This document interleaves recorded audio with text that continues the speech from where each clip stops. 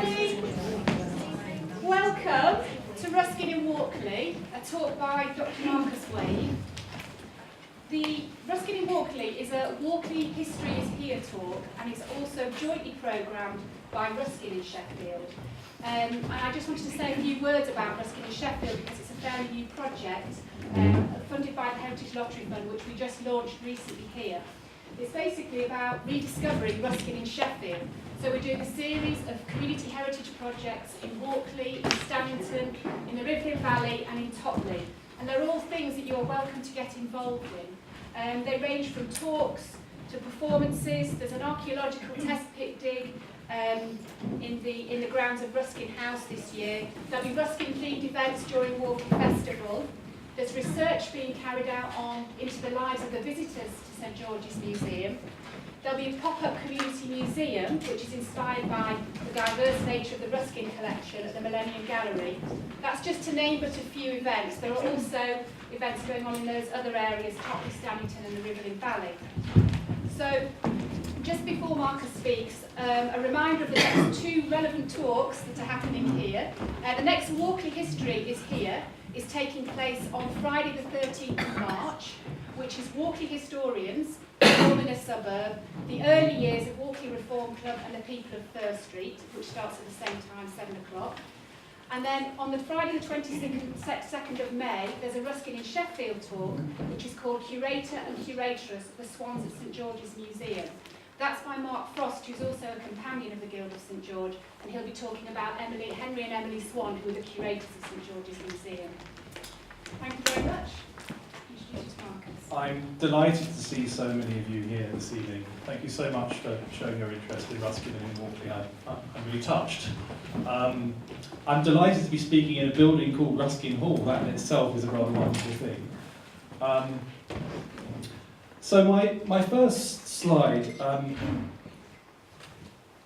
contains an image of a bust of John Ruskin, and it comes from the Ruskin collection, which, as many of you will know, is a collection of books, manuscripts, paintings, drawings, minerals, curated at the Millennium Gallery in the centre of Sheffield. The collection is owned by the Guild of St George, which is the organisation, a kind of educational charity, which kindly invited me to speak this evening. The bust was made in terracotta by a man called Benjamin Creswick. Creswick was a Sheffield knife grinder. Under the influence of Ruskin, he would go on to become a successful sculptor, and he gained commissions nationwide. So the first big question I want to ask this evening is, how did Ruskin come to be influencing Sheffield knife grinders, and how in particular did he come to influence the lives of the community of Walkley, the people living in Walkley? But I need first really to introduce Ruskin. I'm going to start on the understanding that many of you will have heard the name Ruskin and you may know something about him, but I want to give you a kind of a rounded picture of the man before I start talking in particular about Walkley. So Ruskin was born in 1819, and he came to fame in the 1840s as an art critic. He made his name as a defender of the British artist J.M.W. Turner. And he made his name, in doing so, defending Turner, as the author of a multi-volume work called Modern Painters. Modern Painters is a hybrid beast, really. It combines art criticism with a kind of informed amateur geology, ending up with new ways of thinking about natural forms such as mountains, clouds and the sea. A quite remarkable book which I'd encourage you to have a look at. Ruskin also became known as a champion of Gothic architecture. Ruskin liked the architecture of the Gothic that we associate, I suppose, mainly with the cathedral, the great cathedrals of the country now. He liked it because he found in it a pleasing asymmetry, and signs of what he thought of as a kind of imaginative freedom, which was expressed in the kinds of gargoyles and grotesques that you find in almost unplanned ways around a Gothic building. Ruskin imagined that these grotesques and gargoyles were the expression of a kind of free labour process, whereby the medieval mason was at liberty to exercise a kind of fancy, a kind of imaginative way, I suppose, of dealing with what must have been very hard work. Whether Ruskin was right about that is another question, but he certainly made a very persuasive case for that being the way things were. And he expressed these ideas in a book called The Seven Lamps of Architecture, and then The Stones of Venice. Ruskin is also known for his approach to teaching drawing. In Modern Painters, Ruskin wrote that seeing clearly is poetry, prophecy, and religion all in one. So what did Ruskin mean by seeing clearly? Well, he really meant taking an interest in the things which we think of as familiar. The sense in which we become accustomed to our surroundings, and we develop a kind of visual shorthand. Ruskin wanted us to teach ourselves how to see again, in a sense, and to notice the particular, the things that we take for granted, and to find meaning in them. Ruskin shared these ideas as a volunteer teacher at London's Working Men's College in the 1850s. And there he developed the techniques in close observational drawing, which he laid out in a book called The Elements of Drawing. And one of the wonderful things about this is it continued to influence art education, particularly in primary schools, way into the 20th century. And I even was taught lessons in what was called observational drawing. This business of picking up an oak leaf and taking it into a classroom and drawing it. That's a Ruskinian practice, one which we have inherited. I've spoken a fair bit about Ruskin as an art critic. Ruskin was also a social critic. He believed deeply in a connection between art and the society that creates art, a kind of mutual dependency between art and society. And what that meant was that you couldn't have good art in a society that was corrupt or unjust. As Ruskin grew older, he acquired a reputation as a kind of social prophet. And in the 1860s, in the early 1860s, he published a book called Unto This Last, which comprises a series of essays. And in that book, he challenged the idea that riches were the same thing as true wealth. He wrote famously in that book that there is no wealth but life. And by that he meant that true wealth is life-enhancing. And that bad wealth, what he called ilth, is life-destroying. It's a good word, isn't it? Ilth. It makes you ill. And it makes you ill because it's based on exploitation, essentially. It's based on human misery. So Ruskin wasn't an enemy of wealth, but he drew a distinction between wealth and ilth. In the 1870s, Ruskin published a book called, really, it's a series of letters, open letters, something a bit like a Victorian blog, called Fors Clavigero, Letters to the Workmen and Labourers of Great Britain. His title translates roughly as The Strength of the Nail Bearer.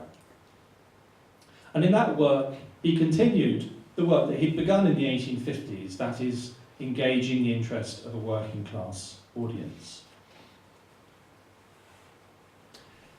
In the 1870s, Ruskin also founded the Guild of St George, this organisation which is laid on this event and which has come down to us as a kind of educational charity. But Ruskin saw it as a kind of utopian organisation. He had quite bold plans, based mainly on landowning, what he would have called husbandry, a sense of cultivating land and making it possible for people to earn a living on the land, to be sustained by the land.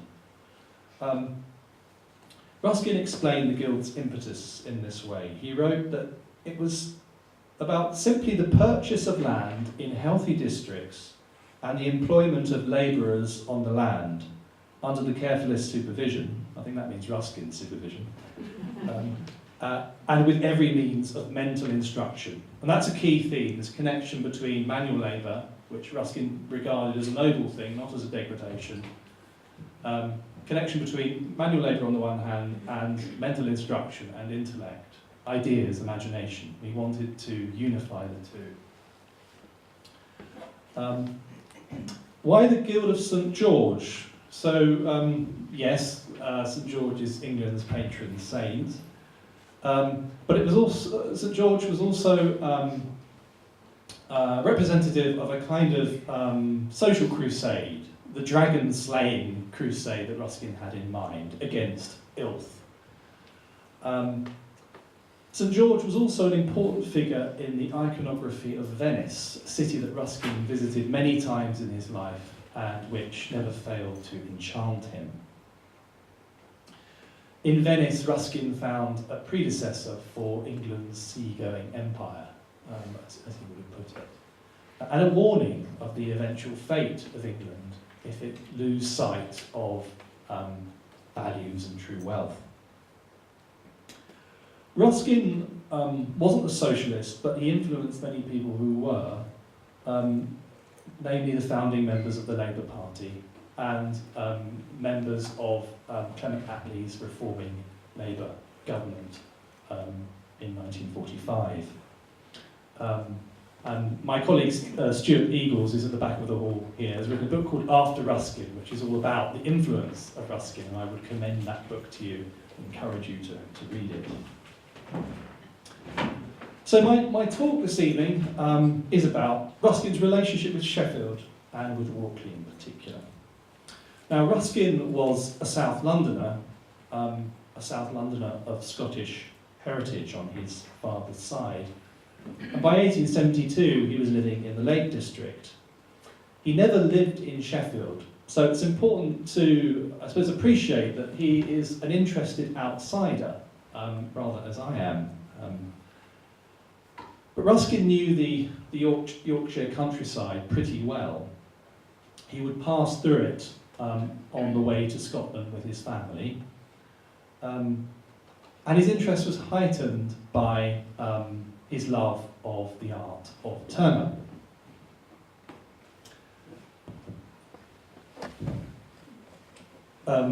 Many of Turner's paintings concern the Yorkshire countryside. The Ruskin collection possesses this painting by Turner of Sheffield seen from the city limits. It's not from Walkley, it's called Sheffield from Derbyshire Lane, which is in the wood seats near the Brookside of the city.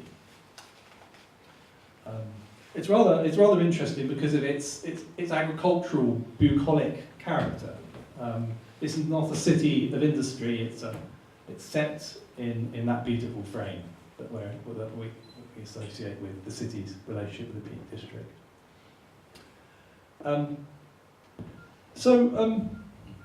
What did Ruskin know of Sheffield before he formed this relationship with Walkley in particular, which I'm going to go on to talk about? Well, Ruskin was a great admirer of a review in 1832 of a book called Corn Law Rhymes. Corn Law Rhymes was a collection of poems by a man called Ebenezer Elliott, who was known as the Corn Law Rhymer. Elliott lived in Sheffield. He lived, in fact, in a villa in Upperthorpe, which only a year or so ago was on the market for sale. I don't know who bought it, but it's a rather lovely house. Eliot was an iron merchant. Carlyle thought he was a kind of blacksmith, a working man. In fact, Eliot was more of a businessman. But Eliot was really unhappy about the corn laws, these taxes that were levied on imported grain in the early 19th century. Eliot thought that they subsidised landowners and interfered with free trade, which essentially is what Eliot cared about. He also worried about the fact that the taxes on corn pushed up the price of bread, and in that way hit poor people with a kind of bread tax. When he was not tending his business or rhyming, Eliot spent time, particularly as a young man, botanising in the Rivlin Valley. And many of his early poems are about the landscape of the Rivlin Valley. And he's insistent on the idea that the Rivlin Valley is a pastoral place, it's a bucolic place, as well as a place of industry. He's not interested in dividing those two kinds of landscape. They are somehow integral in this space.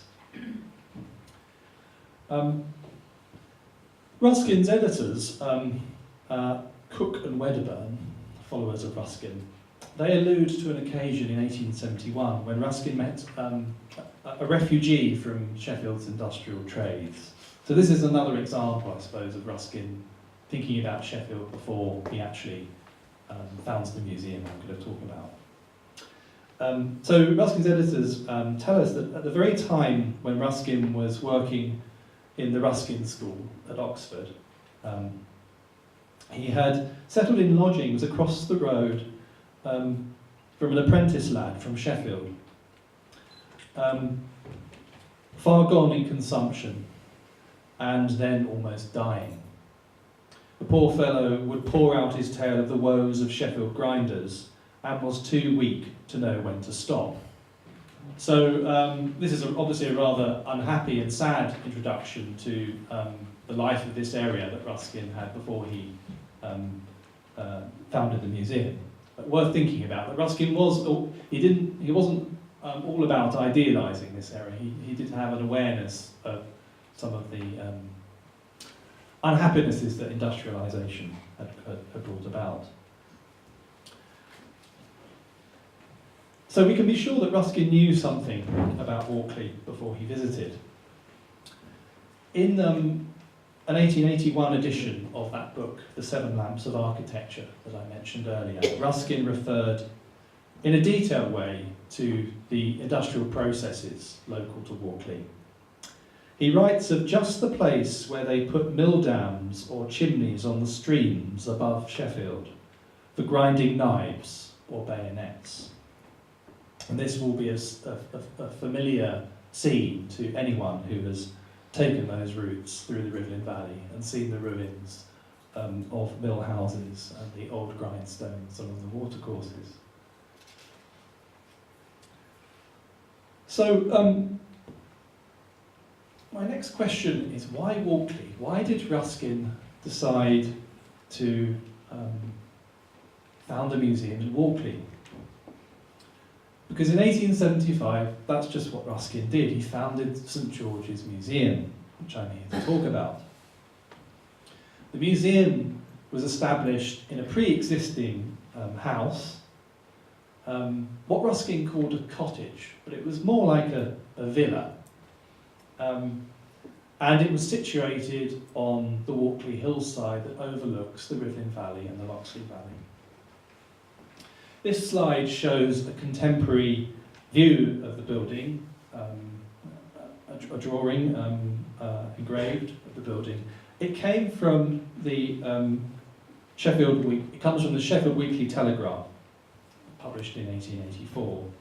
And as you can see, the museum occupied a rather generous site. And there were fruit trees. You may not be able to make them out, but in the foreground are fruit trees.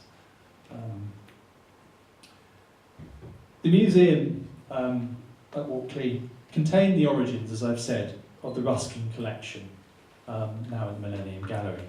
And it's a rather wonderful thought to think of all those objects crammed into the confines of this building. So what were Ruskin's aims at the St George's Museum? Well, he spoke of creating a working man's Bodleian library, thinking there of the library at his university where he was an undergraduate. And at this working man's Bodleian library, Ruskin would promote what he called the liberal education of the artisan. And what Ruskin meant by this, I think, was that he wasn't interested in encouraging artisans to become gentlemen, as he would put it. He didn't want artisans to cease to be artisans, but he wanted them to be able to draw on the wealth on his own wealth of learning in art history, and on the objects he was able to share, Ruskin was able to share with working men. He wanted them to be able to draw on these objects and inform what they were already doing, but with a new intelligence and a new sense of artistic context, I suppose.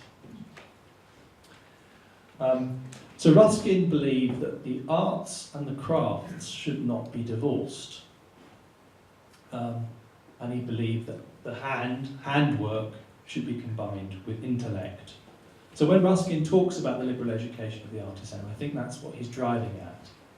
He wants to help artisans, not by encouraging them to cease to be artisans, but to become artisans who can work with new intelligence and a new access to the cultural treasures he was able to share with them. In The Stones of Venice, that book on the Gothic style in architecture that I mentioned earlier, Ruskin included a very famous chapter called The Nature of Gothic. And in that chapter, Ruskin addressed this question of the connection between manual labour and intellect. He wrote that we want one man to be always thinking and another to be always working, and we call one a gentleman and the other an operative. Whereas the workman ought often to be thinking, and the thinker often to be working, and both should be gentlemen in the best sense. So that was one important aim of the museum, the liberal education of the artisan. The second important aim was preserving what Ruskin called memorial studies of Venice. As I mentioned earlier, Ruskin was deeply involved with Venice and very concerned about its preservation. He thought that it was endangered by obviously erosion, the erosion of the sea, but also it had been damaged by military bombardment. And Ruskin was particularly concerned by what he considered to be insensitive conservation efforts, insensitive restorations of buildings, which turned them into a kind of parody, a pastiche of their earlier state. So Ruskin thought, interestingly, he thought that if he sent artists to Venice to draw buildings, to photograph them and to take casts of their surfaces, he could somehow halt this process. And he would halt it by storing these vestiges of the real Venice, as he saw it, the authentic Venice, before it was preserved in sensitive ways. He could preserve these records of the real Venice in Walkley. So, rather remarkably, this cottage for Ruskin was going to preserve Venice. And in some ways it did, because some of the casts which he kept there preserved details that are now lost, which have been eroded away. So it sounds strange and naive, but actually there was an element of success actually in the gesture.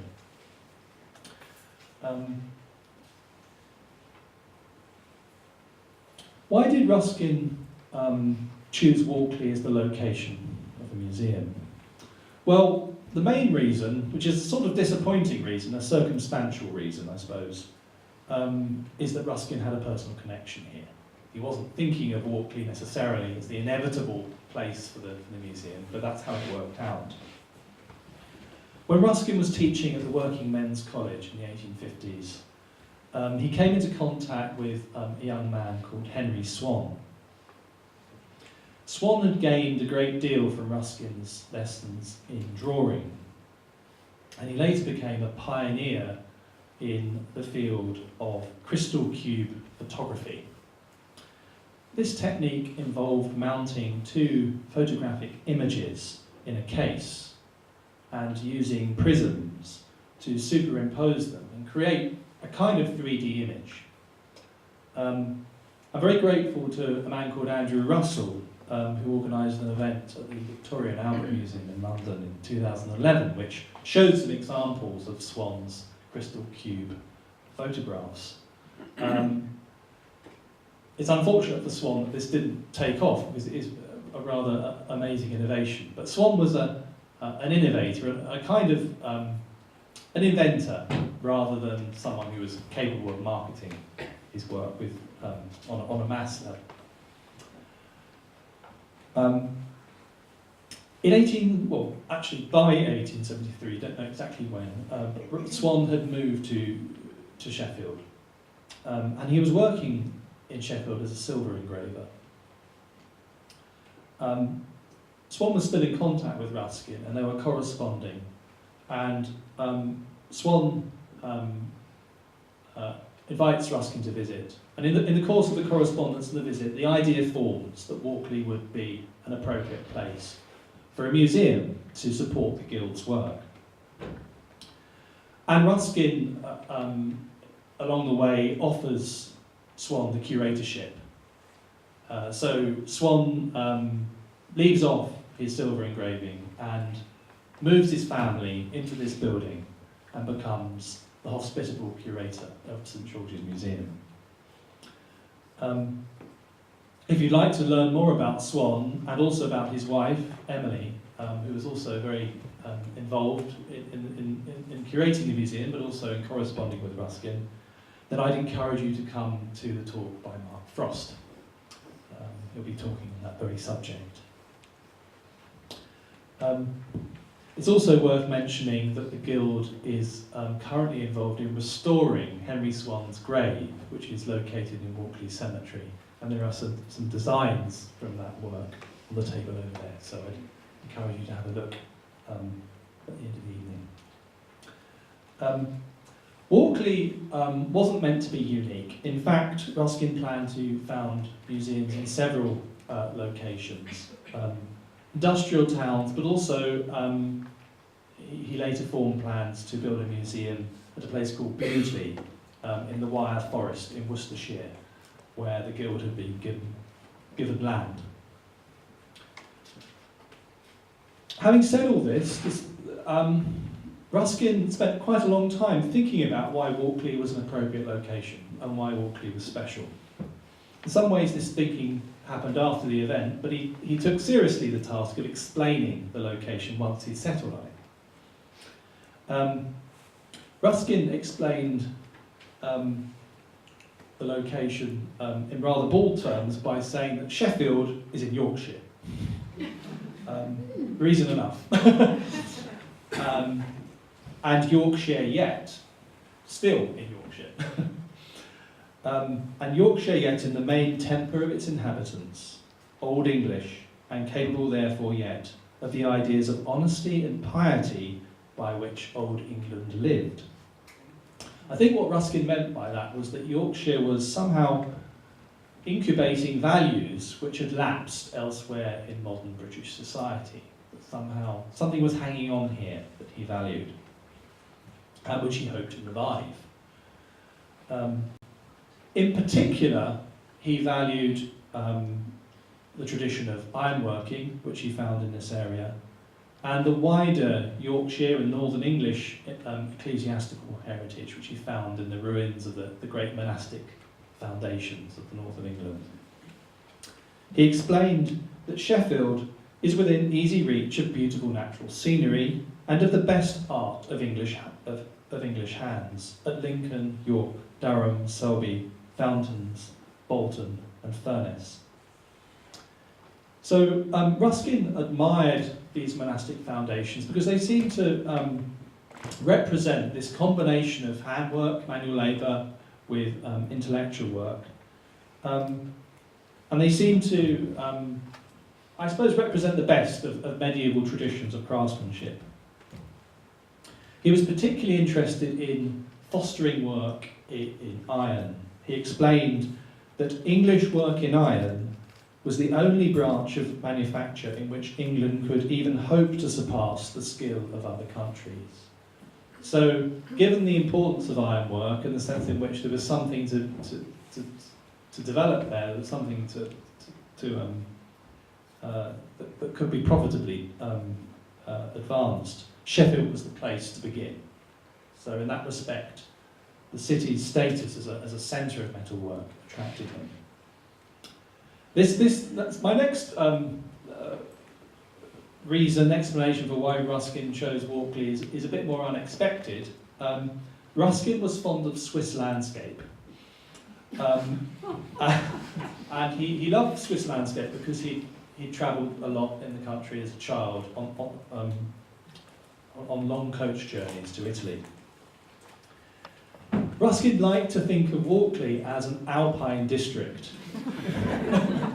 On a day like this, it's hard to see the hills, but there's something in it, maybe.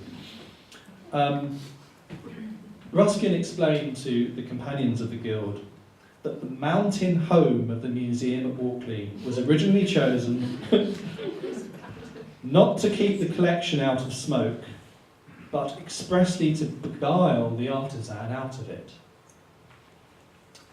So Ruskin imagined that the museum, perched on its hill, would attract metal workers from the centre of the city and perhaps also from the valley, the Rivlin Valley, up to a point where they could breathe fresh air and take in spectacular views. Ruskin wasn't the only person who thought of the district as alpine. A visiting journalist working for the Magazine of Art described the museum. He wrote that it was built on the brow of a hill, in a house that overlooks the Rivlin Valley, or rather a series of converging valleys that in their wild, uncultivated beauty are suggestive of the Alps. So the museum's physical position was part of its function. It was a kind of lure, a beacon, to attracting people up to a high point. Undertaking a kind of symbolic ascent up South Road, you could say.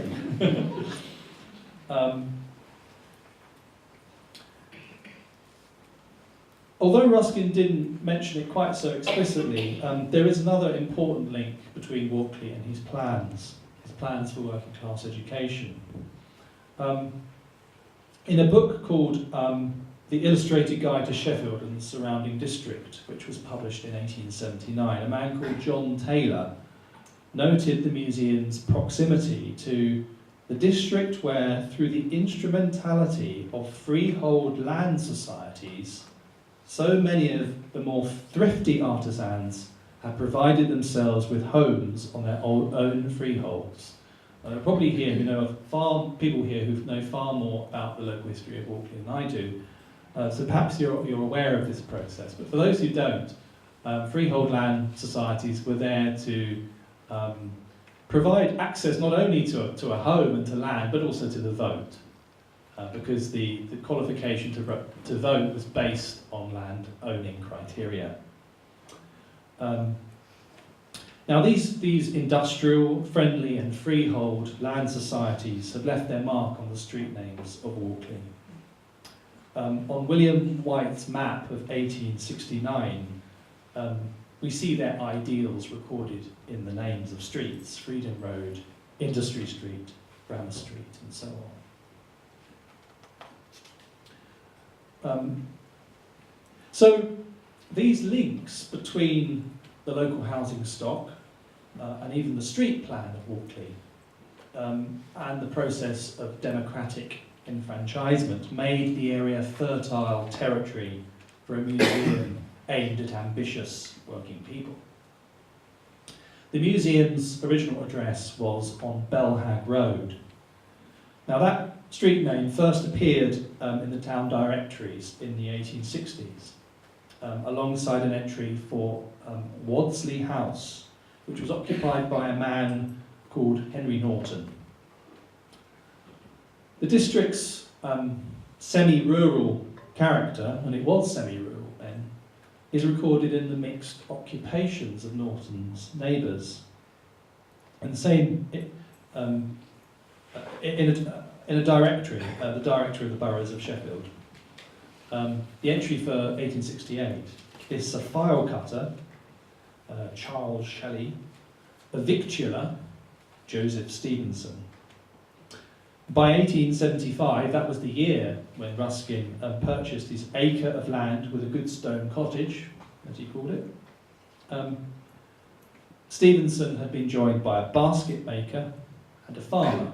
So there is a sense in which the area is poised between industrial trades and rural ones still. In 1876, the residents of the road included a scissors forger, a grinder, a spring knife cutler, and a mason. Ruskin's visits to Sheffield saw him lodging on the other side of the hill, this side of Walkley, as well. In 1879, he stayed at 158 Fulton Road with a man called Joseph Cook, a foreman carpenter. And in the following year, he stayed at a grocer's shop in Walkley.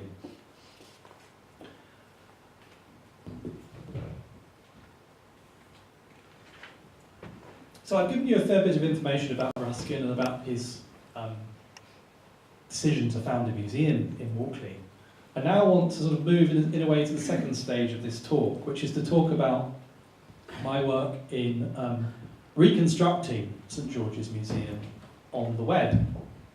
There are postcards on your tables which give you a kind of visual account of that project.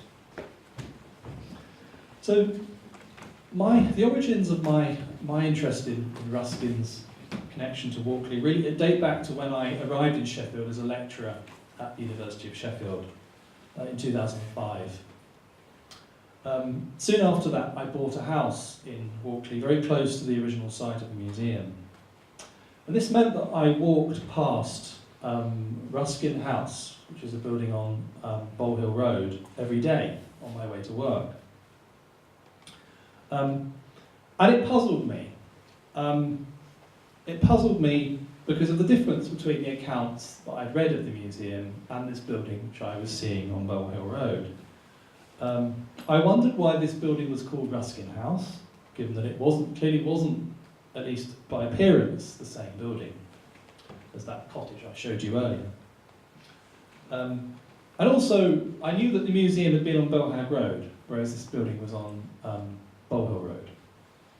So this was a bit of a puzzle. I also thought it a bit of a shame that there was no plaque to mark the spot, to explain that there'd been a museum there, to explain the association with Ruskin, and really let the local people know quite what a significant cultural institution it was. I'm glad to say that the Guild has been working on that as well. They haven't just worked on restoring Swan's grave, they are also they've also commissioned a plaque that will be sort of inset on the facade of Ruskin House.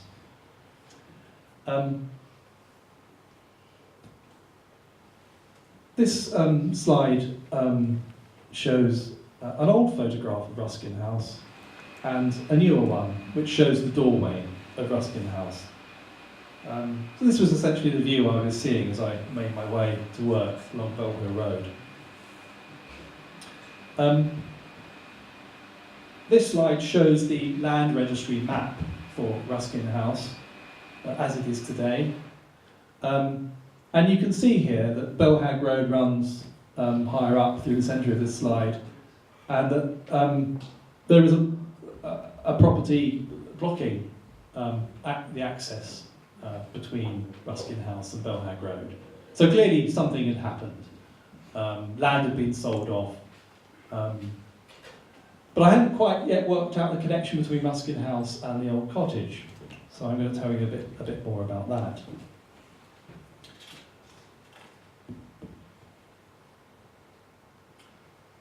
I learned that Ruskin House was a kind of rebuilt structure which had been a school for girls. And you can see that from the inscription above the doorway. And that this school had been founded after the Guild had sold the land. The Guild sold the land because they moved the museum to Meersbrook. And the museum changed its name at that point. It became the Ruskin Museum. And it stayed at Meersbrook Park until the 1950s. My first step in trying to get to the bottom of this puzzle was to contact the landlord of Ruskin House. I didn't hold out much hope of a reply, I just stuck a note through the door, but I got a very kind response and the offer of a tour of the whole building. To my amazement, I discovered that the original cottage, the cottage which I showed you a photograph or an engraving of earlier, and now I'm now showing you a photograph here on the left, I discovered that it was still standing. Still standing, but with an extra floor added. And I think you can see from these two photographs, the Victorian photograph and my more recent photograph on the right, that the porch area and the detail above the doors, it's pretty clear that it's the same structure, albeit altered and with PVC windows introduced. Now, one of the wonderful things about this tour was that the tenants who were occupying that part of this rather large complex, Ruskin House, had just moved out. So there wasn't much furniture in the rooms, and I was able to take photographs unimpeded, with clear views. My next task was to form links with the Ruskin collection, particularly Louise Pullen, who is the curator at the Ruskin collection at the Millennium Gallery. And I suggested to her that it might be a good idea to think about a kind of visualisation, a reconstruction of the museum based on the several old photographs that survive and these new photographs which I've been able to take. It seemed to me that while the Ruskin Gallery, as it was then called, now called the Ruskin Collection, was doing a great job of engaging the attention of people in the centre of the city and local school children and that kind of thing, it seemed to me that the connection with Walkley wasn't quite as clearly registered as it might be, and that this would be one way of restoring that link. Because after all, this was an experimental museum which was almost defined by its connection with a local community, with a sort of inner city suburb. It wasn't a metropolitan museum, it wasn't a museum that was, in a sense, meant to stand in the centre of the city. It was meant to be on a hill with views. So this seemed to be an important task. Doing this on the web brought with it several advantages. First of all, there were obvious limits on space at the Millennium Gallery.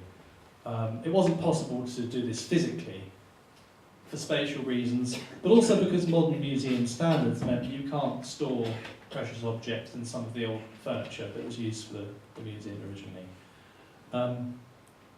Using the photographs also meant that you could see objects in situ, in the rooms they were originally stored in, objects in relation to one another, so you get a sense of the connections between objects as they were in the original curatorial scheme.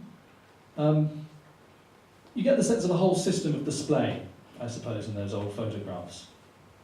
The other intriguing thing is that you see objects which have since been lost, and objects, or one object in particular which was sold, which was an Italian Renaissance master by Verrocchio, the Madonna and Child, which was sold by the Guild in the 1970s to the National Gallery of Scotland. So it was rather wonderful to see the original in those old photographs. So a web-based resource would allow me to achieve things virtually that weren't possible practically.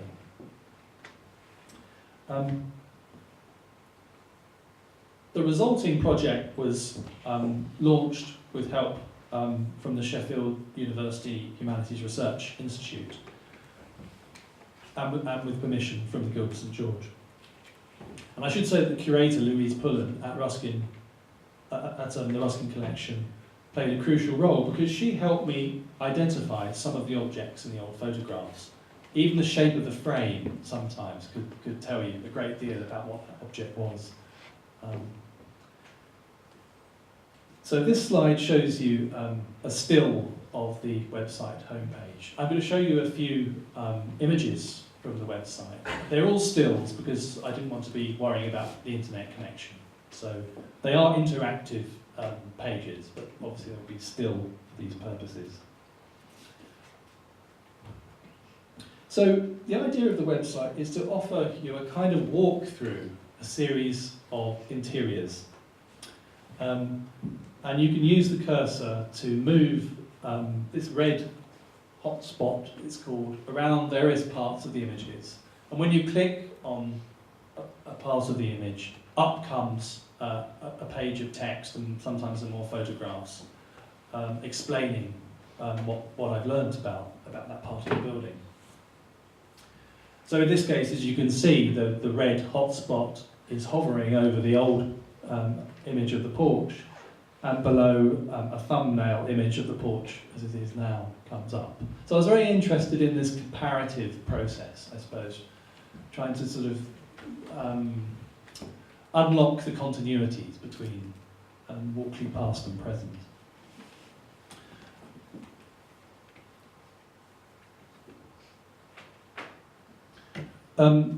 This next slide shows the first room that was used for displaying precious objects in the museum.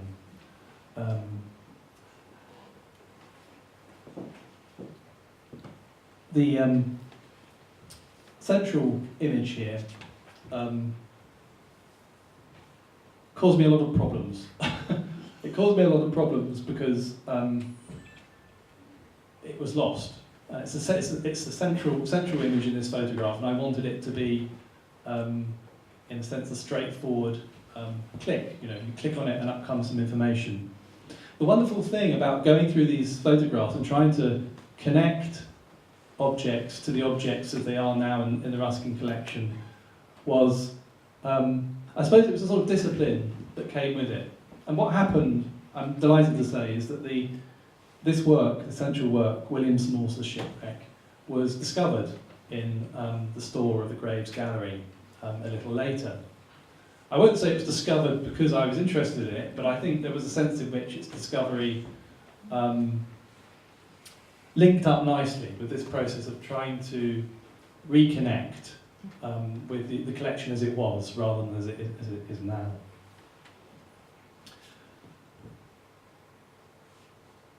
I won't spend too much time on these images because you can explore them all by visiting the website. But this image shows the interior of an extension which was built at the back of St George's Museum a little later in the 1880s. The object that the hotspot is hanging over in this case is a painting by John Walton Bunny called The Western Facade of St Mark's, the great centrepiece of St Mark's Square in Venice. This is one of those memorial studies I was talking about earlier, probably the most ambitious of them. So if you visit the website, you can drag the cursor over these various objects and find out more about them. There's a rather haunting sense of looking into the past. My next image shows the reverse view of the same interior. On the top left are cases which contain plaster casts from Venetian buildings. You can see those plaster casts in the Ruskin collection today. The design of the interior is quite interesting. There's a kind of minstrel's gallery at the top there. And The slatted windows are an interesting feature. It's a kind of a fashionable Japanese aesthetic style, I suppose. Now, as you may have gathered, this building no longer exists. It was demolished, unfortunately.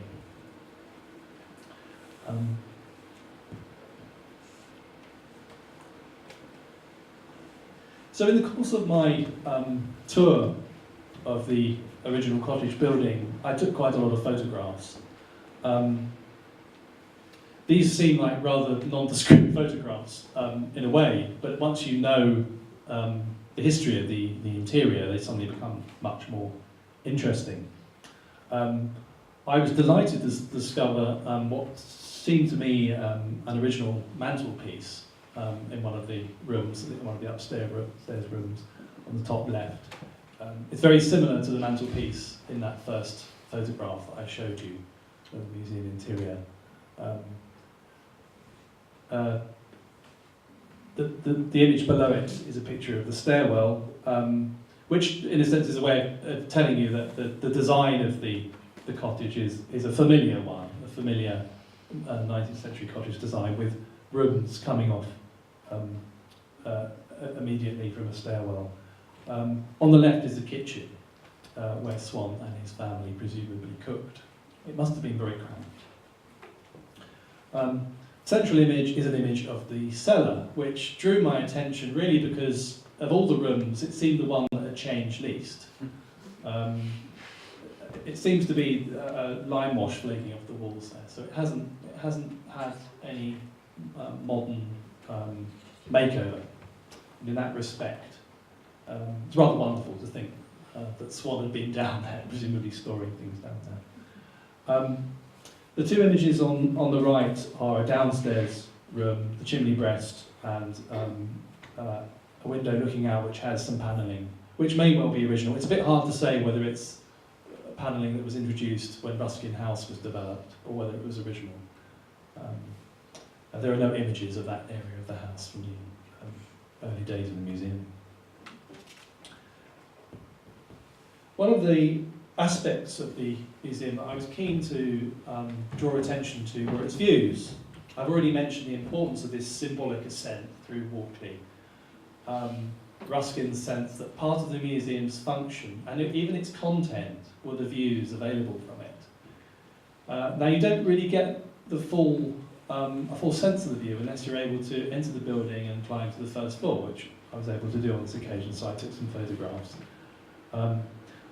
On the bottom left-hand corner, there's an Edwardian image of the view, a similar view from the Bowl Hills. And you can see that the landscape was a little less wooded in those days. Nonetheless, I can imagine that it would have been a beautiful view, and I tried to give a sense of that. Admittedly, the image on the top right is a kind of close-up. The one on the bottom right is a bit more representative in that there's been quite a lot of development. But there's still a sense of looking out, isn't there, on a pastoral landscape. And when that distant hill has snow on it, I know from experience it's very beautiful.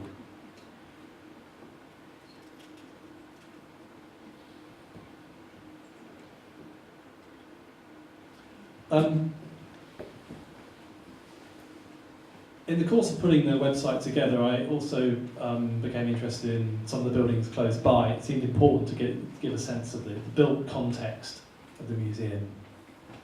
On the left here is a sketch which was published in the Pall Mall Gazette in 1886. So it's important to say, that the museum attracted quite a lot of attention from the London art press, and this is one of the several articles that were published about it.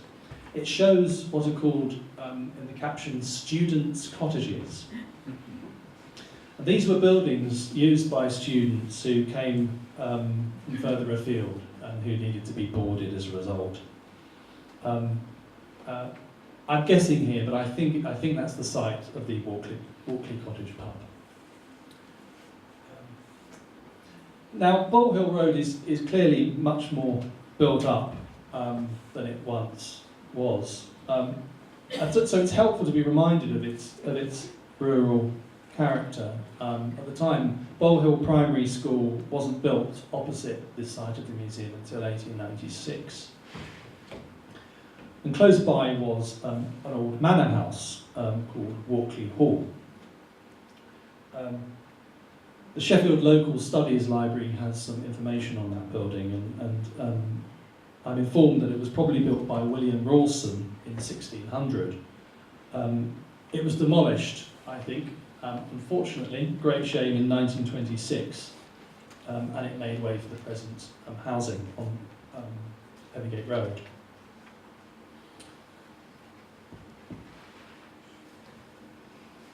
My last two slides show some of the documentary artefacts associated with the museum. They've helped me build up a picture of the life there.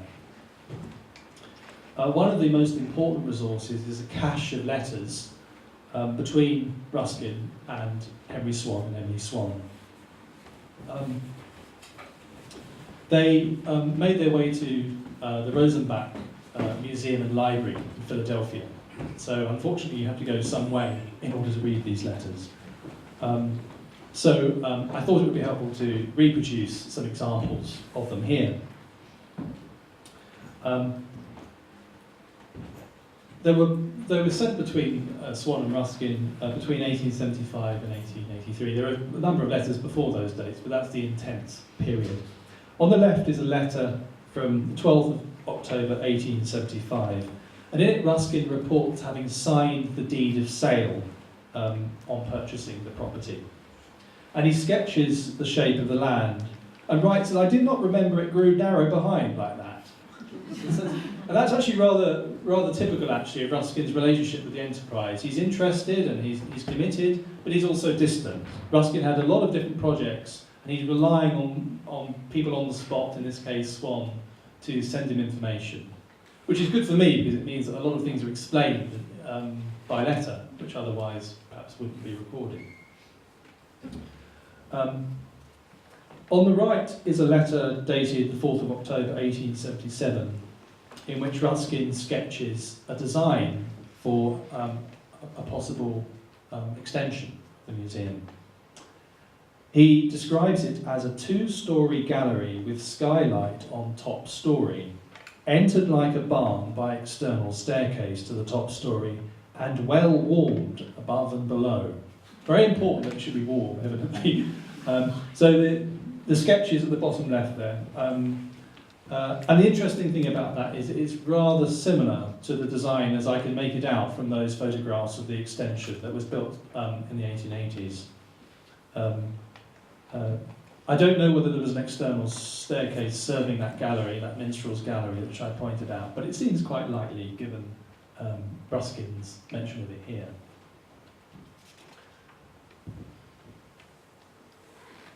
So my second set of documents are on the left, a page from the museum visitors book. These books were kept at the museum between 1880 and 1891 in 7 volumes. They're a fascinating resource because they comprise names and addresses of the visitors, and in a way they tell us whether or not Ruskin was successful in reaching a local audience. And for the most part, they indicate that he was successful. There are many names from streets which are still identifiable. There's a lot more research to be done on that subject. It's something I've been meaning to do but haven't yet done. It's a great resource for thinking about demography in Sheffield in the late 19th century. Yes, there were local names, but there were also international ones from Canada, New York, Australia, and even China. It's a rather wonderful thought to think of these pilgrims coming from so far afield to visit that museum perched on a hill in Walkley. The page I'm showing you here on the left has addresses from Walkley, from Glossop Road, from Rotherham, and from Nottingham High School. On the right is an example of the many receipts which the Ruskin collection has in its possession. Receipts that passed through Swan's hands in the course of refurbishing bits of the building, developing the grounds. The invoice here records the work of A. Matthews, nurseryman and landscape gardener. And it records, among other things, the planting of plum trees in the grounds of the museum. So, to round off my talk, I just want to say a few words about why the St George's Museum should interest us. Why is it important? Why do we need a plaque to tell us it was there? I think there's a tendency now to think of social engagement, outreach, that sort of thing, as a recent invention. But actually the St George's Museum was part of a wider late 19th century effort to spread the benefit of learning. And this occurred through what was called extension lecturing, university settlements in the East End of London. So in that sense, it's part of a wider movement aimed at bridging social divides and sharing benefits which had previously been reserved to the rich. The second reason why the museum experiment is important. Well, Ruskin spoke of the liberal education of the artisan, as I said, and of the need to reconcile art with craft. In that way, he was hoping to improve the things that we make in industrial contexts as well as artistic ones. And the implication is that we should think about competing on the basis of quality and design and not simply price. And it seems to me, I like to think that that message still holds some lessons for us, and particularly in a Sheffield, in a city like Sheffield, which still makes things and which needs to find ways of competing with countries where labour costs are very low. So Ruskin's method of reconciling made things with artistic things seems to be a message with enduring relevance to me. I'd also suggest that the museum was genuinely experimental, that there are interesting things about it as a museum. First of all, it is a kind of museum without walls. And the idea was, as I said, that people would walk up the hill and experience the air and the views. The idea there is that the museum isn't simply about what's inside it. It's not simply about the objects inside it, but it's about the connection between the objects and the environment and the locale. And that's one reason why I think it's so important that we continue to think about the Ruskin collection in the centre of town in its relationship with Walkley and with those views. It was also a museum that was based not simply on the idea of a repository, a place where you store valuable things, but it was an institution that promoted a kind of process, a learning process, a process of personal development. It's a site of dialogue, and Swan's role as the curator was very important here, that he would show people around as a kind of personal tour. So it's not a static repository, is what I'm saying. It's a museum based on process, human process. And finally, I'd say that it speaks very well of the idea of local museums, providing not necessarily an alternative, but a supplement to the work of metropolitan museums. Museums don't have to be enormous treasure houses where you have many examples of the same valuable object, which lose their distinctiveness in that company. Actually, lodging precious things, a select number of precious things in a neighbourhood is a rather challenging idea still, I think, and one which we might think about developing further in the future. So I'll leave it there. Thank you very much for listening so carefully.